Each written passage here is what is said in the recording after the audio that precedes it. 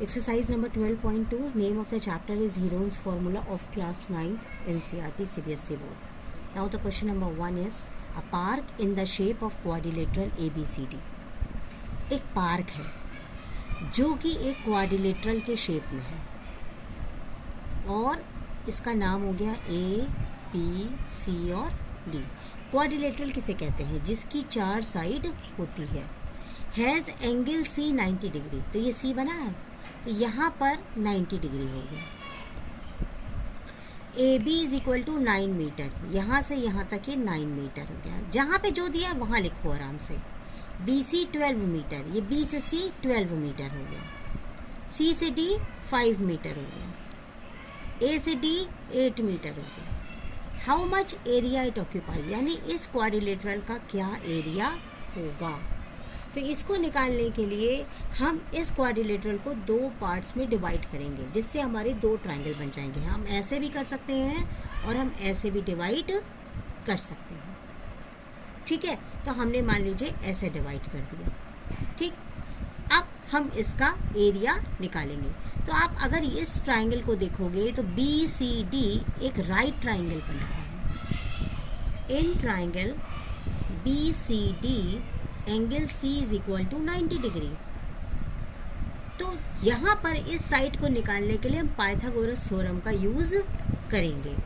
तो जो angle 90 degree होता है उसके जो सामने की साइड होती है उसको हाइपोटेन्यूज कहते हैं.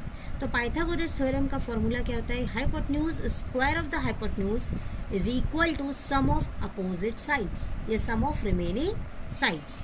तो hypotenuse square is equal to perpendicular square plus base square. तो हाइपोटेन्यूज की जगह क्या है? BD square. परपेंडिकुलर स्क्वायर यानी 12 का स्क्वायर यानी BC square plus CD square. अब हम सारी वैल्यू रखेंगे. तो BC में आपका क्या हो गया? 12 हो गया. ये 12 का स्क्वायर हो गया. CD में आपका 5 का स्क्वायर हो गया. तो 12 का स्क्वायर 144 और 5 का स्क्वायर 25. आपने इसको जोड़ दिया तो 169. तो BD की वैल्यू हो गई 13. ठीक है, अब हम क्या करेंगे कि हम पहले इस एरिया को सॉल्व करेंगे, यानी ये 13 आ गया. तो यहाँ पर अगर हमें इस टोटल पार्क का एरिया निकालना है, टोटल एरिया ऑफ पार्क, तो हमें दोनों ट्रायंगल्स को जोड़ना पड़ेगा. Area of triangle BCD area plus area of triangle ABD, इन दोनों के एरिया. तो चलिए पहले जो BCD ट्रायंगल बन रहा है उसका एरिया निकालेंगे. तो यहाँ पे राइट ट्रायंगल बन रहा है तो हम ट्रायंगल का फॉर्मूला लगा देंगे, हाफ बेस इंटू हाइट. तो हाफ हो गया, बेस में 5 हो गया, हाइट आपकी 12 हो गई. तो 2 से 12 आपका मल्टीप्लाई हो गया तो 6 आ गया. तो 6 5 ज़ा 30 मीटर पर स्क्वायर. तो ये एक ट्रायंगल का एक हिस्सा आ गया.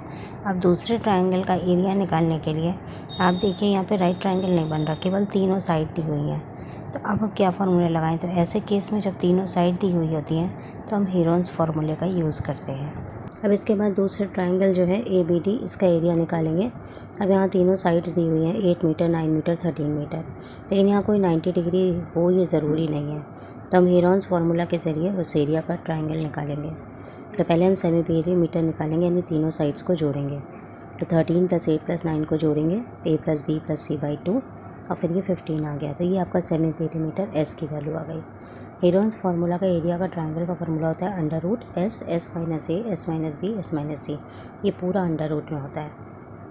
यहाँ S की जगह हमने 15 रखा, फिर S की जगह 15. A ऊपर आपके देखिए एक जो साइड की वैल्यू वो 13 है, फिर 8 है, फिर 9 है. तो तीनों साइड की वैल्यू रख दी. अब इसके बाद ये 15 में से 13 गया 2 आ गया, फिर 15 में से 8 गया 7 आ गया, 15 में से 9 गया 6 आ गया. फिर इसको हमने पेयर बना के बाहर निकाला.